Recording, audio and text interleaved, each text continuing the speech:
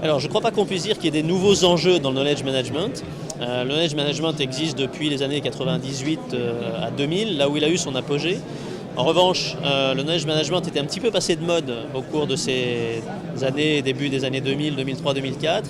Aujourd'hui, on constate un regain d'intérêt pour le knowledge management, avec toujours les mêmes enjeux, c'est de mettre en relation les personnes, les faire travailler ensemble, créer des dynamiques collaboratives, mettre en réseau les intelligences.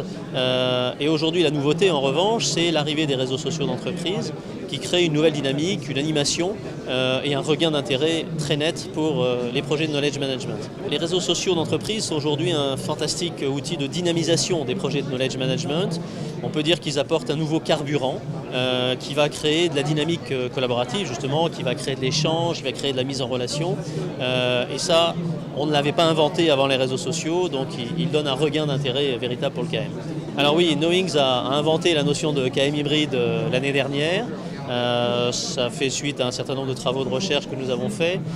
Pourquoi KM hybride? Parce qu'en fait aujourd'hui le KM a besoin de deux carburants comme un véhicule hybride.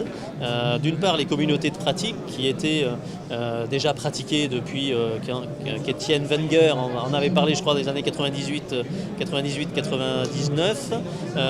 Depuis ce carburant, ce premier carburant qui était les communautés de pratique, est arrivé un deuxième carburant qui sont les réseaux sociaux d'entreprise qui apportent une deuxième énergie finalement au knowledge management. Donc le knowledge management aujourd'hui est hybride parce que s'appuyant sur deux carburants que sont le réseau social d'entreprise et les communautés de pratique. Et on voit aujourd'hui un vrai regain d'intérêt pour les projets de knowledge management. On se retrouve comme à l'origine du knowledge avec prolifération d'entreprises qui s'engagent dans ces démarches de knowledge management avec une dimension RSE. Pour autant, le RSE me semble être un outil au service du KM. Ce n'est pas une finalité en soi. On ne fait pas du RSE pour du RSE. On fait du RSE pour améliorer la productivité d'entreprise, créer de la collaboration, mettre en synergie les intelligences finalement.